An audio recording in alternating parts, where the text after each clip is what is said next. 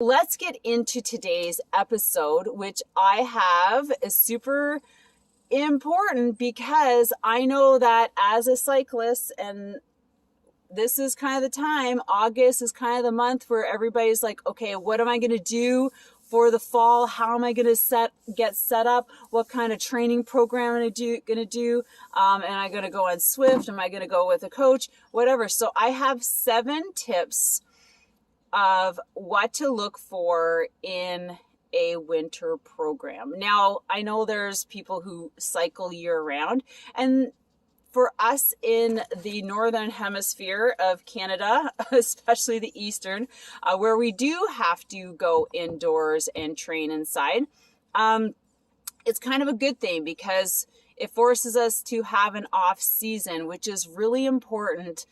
If you put out a lot of miles throughout the summer, it's a good thing to give your body a bit of a break of like a month. And usually November is like that off month because it's in between the end of the season and getting into the winter, and it's kind of shitty outside and cold and nobody wants to bike. So here are a couple 7 things to think about.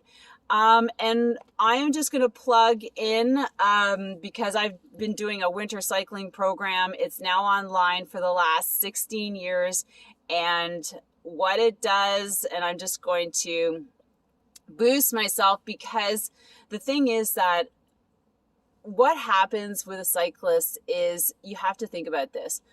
What was your season like? What are the things that you need to, so what was it like? Were you new? Are you a couple years in? Are you pro? Or like, are you moving on to elite? Do you want to race? These are things to think about. Then, what do you need to improve? Where are the areas that you would like to improve? Is it hill climbing? Is it efficiency? Is it pedal stroke?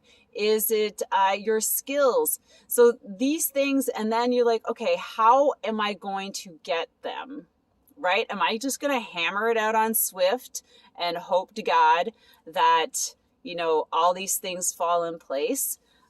Please, no.